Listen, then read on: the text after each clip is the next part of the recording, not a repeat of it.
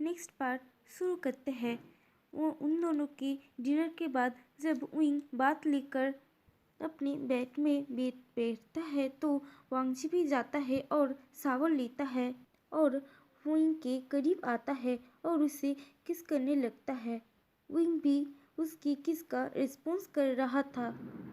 अब देखते देखते वो विंग के सारे कपड़े हटा देता है। ये देखकर विंग बहुत डर जाता है और कहता है, हस्बैंड, ये आप क्या कर रहे हैं? हम दोनों तो पहले ये किया था और अभी भी मेरी बैक में बहुत पेन है, तो हम ये आज नहीं करते हैं।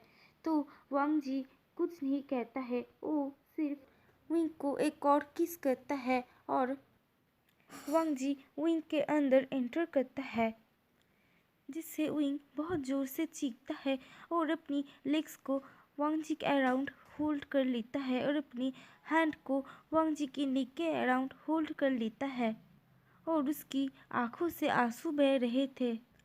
वांग जी को विंग की ये दृश्य और भी ज़्यादा एक्साइट कर रहा था और वो विंग के कान के करीब जाकर उसे वहाँ पर किस करता है एंड सक करता है और कहता है every day means every day और उसकी ईयरलोब पर एक लिटिल बाइट करता है। देन उसके साथ लव मेकिंग करने लगता है। नेक्स्ट दिन सुबह वांग जी आदत अनुसार पहले उठ जाता है और विंग को देखने लगता है, लेकिन आज वो अपना क्लास मिस नहीं कर सकता था, तो वो जल्दी से उठ जाता है विंग को सोते हुए छोड़कर और अपनी बात ले लेता है। देन वो विंग को उठाता है और जब विंग नहीं उठता तो उसे ब्राइडल स्टाइल में कैरी करते हुए उसे बात कराने के लिए बाथरूम ले जाता है और वहाँ पर उसे वाटर में बिठा देता है, जिससे विंग अपनी नींद से पूरी तरह से उठ जाता है और विंग को उठते हुए देखकर वो स्माइल करता है, जिससे विंग भी एक बार स्माइल करता है और वांग जी को एक क्विक किस करता है और कहता है, गुड मॉर्निंग हस्बैंड। अब बात लेने के बाद विंग ड्रेसअप होने लगता है, लेकिन उसकी बैक पर बहुत पेन था और वो ठीक तरह से चल भी नहीं पा रहा था, लेकिन वो वांग जी से कुछ नहीं कहता। ये देखकर वांग जी को एक अलग ही सेटिस्फेक्शन लग रहा था। अब दोनों एक साथ उन दोनों की ब्रेकफास्ट करते हैं। देन वांग जी विंग को किस करता है और अपनी क्लास के लिए निकल जाता है। ऐसे ही दिन बीत रहा था। अब वो दोनों बहुत खुश थे क्योंकि अब वो दोनों पूरे हो चुके थे। अब उन दोनों के बीच में कोई मिसअंडरस्टैंडिंग नहीं था। वो दोनों एक दूसरे से बहुत प्यार करते थे और वांग जी कभी भी विंग को रात को खाना नहीं भूलता था, क्योंकि वांग जी ने विंग को कहा था every day means every day और वो इस प्रॉमिस को हमेशा निभाता था। अब विंग को इसका आदत पड़ चुका था। उसे अब कभी भी पेन नहीं होता था, उसे सिर्फ प्लेजर मिलता था। ऐसे ही उन दोनों का मैरिज लाइफ भी बहुत अच्छे से चल रहा था और वांग जी अपनी क्लैन ड्यूटीज़ भी बहुत अच्छे से निभा रहा था और विंग भी अपना वाइफ होने का कर्तव्य बहुत अच्छे से निभा रहा था। ऐसे ही सब कुछ एकदम ठीक चल रहा था। ऐसे ही एक दिन जब वो दोनों रात की डिनर कर रहे थे तो विंग को कुछ अच्छा नहीं लग रहा था। उसको खाने की स्मेल कुछ ज़्यादा अच्छा नहीं लग रहा था, लेकिन वो कुछ नहीं कहता, वो सिर्फ अपना डिनर कंप्लीट करता है। देन वो दोनों फिर से लव मेकिंग करने के लिए एक दूसरे के पास आते हैं। विंग को वांग जी का स्मेल बहुत ज़्यादा अच्छा लग रहा था। वो वांग जी को छोड़ना नहीं चाहता था। वो वांग जी को हक किए हुए उसकी स्मेल इनहेल करना चाहता था। वो रात भी वो दोनों बहुत अच्छे से लव मेकिंग करते हैं। नेक्स्ट दिन सुबह विंग वांग जी से पहले उठ जाता है और विंग को कुछ ज़्यादा अच्छा नहीं लग रहा था। उसकी तबीयत कुछ अजीब लग रहा था। वो सोते हुए वांग जी को निहारने लगता है और उसकी ब्यूटी को एडमायर करने लगता है और वो सोचता है कि सच में मैं बहुत ज़्यादा लकी हूँ। और वो वांगजी से आते हुए सेंट को इनहेल करने लगता है, जिससे उसकी बेचैनी चली जाती है और वो वांगजी को हक करते हुए उसकी तरह भी देख रहा था और उसे पता भी नहीं चलता कि वो कब सो जाता है। अब जब वांगजी विंग को उठाता है तभी विंग की आंखें खोलता है। अब वो बहुत फ्रेश फील कर रहा था। वो दोनों एक साथ ब्रेकफास्ट करते हैं।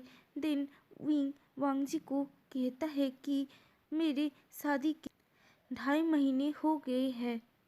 नहीं नहीं, आई थिंक 3 महीने तो हो ही गई है, लेकिन मैं अभी तक लोटस कप नहीं किया हूँ। मैं वहाँ पर जाना चाहता हूँ और जिनसा श्रीजे and madam Yu and uncle Chang को भी देखना चाहता हूँ। मैं उन लोगों को बहुत मिस कर रहा हूँ। क्या हम दोनों उन लोगों के साथ मिलने के लिए नहीं जा सकते? तो वांगजी कहता है, हाँ ज़रूर, आज मैं थोड़ा जल्दी आ जाऊँगा, उसके बाद हम दोनों जाएंगे। तो विंग बहुत खुश हो जाता है और वो वांगजी को हक करता है और उसे किस करता है। देन उसे बाय कहता है और वांगजी भी निकल जाता है। वो आज जल्दी ही अपना काम खत्म करके दोपहर को ही लौट जाता है। देन वो दोनों अपनी लंच करके निकल जाते हैं। वो दोनों शाम तक लोटस कप पहुंच जाता है। वो दोनों जा रहे थे, ऐसा कोई सूचना उन लोगों ने जियान क्लैन को नहीं दिया था, इसलिए उन लोगों को नहीं पता था कि विंग एंड वांगजी आने वाले हैं। लेकिन जब विंग एंड वांगजी वहाँ पर जाता है तो श्रीजे एंड जियांगचेन उन लोगों को देखकर बहुत खुशी होता है। वो दोनों विंग को जोर से हक कर लेता है और श्रीजे कहता है, तुम कैसे हो आसियन, सब कुछ क्या ठीक है? तो विंग कहता है, हाँ सब कुछ ठीक है, और वो एक स्माइल करता है। तो श्रीजे पूछता है, मास्टर लिन आप कैसे हैं? और उसे वो करता है और वांगजी भी यानली को वो करता है और कहते हैं, हम बहुत ठीक है। उसके बाद दोनों अंदर जाते हैं।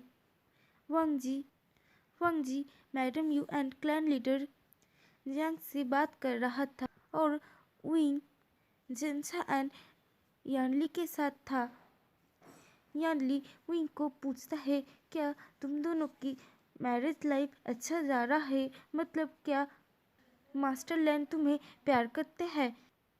तो विंग एक ब्राइट स्माइल करता है और कहता है, श्रीजे आप इतना चिंता क्यों करते हैं? हाँ हाँ, हम एकदम ठीक है, हम बहुत खुश हैं। इवन मैं तो मैडम यू को शुक्रिया बोलना चाहता हूँ कि उन्होंने इतने अच्छे घर में मेरी शादी कराई है। मैं सच में बहुत ज़्यादा खुश हूँ। ये देखकर और सुनकर यानली बहुत खुश होता है, क्योंकि वो अपने भाई को बहुत ज़्यादा पसंद करता था। मतलब एक भाई की तरह बहुत प्यार करता था। वो हमेशा विंग और जियांगचेन की भलाई के बारे में ही सोचता था। अब जियांगचेन विंग को कहता है कि हाँ हाँ, मुझे पता ही था तुम खुशी होगी, इसलिए तो शादी की इतने सारे दिन बीत गए, लेकिन तुम्हें यहाँ पर आने का एक भी समय नहीं मिला। मैं तो सोच रहा था कि जब 2-3 साल बीत जाएंगे और मेरी नेफ्यू जब 2-3 साल का हो जाएगा तब तुम यहाँ पर आओगे। ये सुनकर विंग थोड़ा ब्लश करता है। देन वो कहता है, जिनसा तुम ये सब क्या कह रहे हो? और वो दोनों नोक झोंक करने लगते हैं। तो आज के लिए इतना ही, मिलते हैं नेक्स्ट वीडियो में। Bye bye.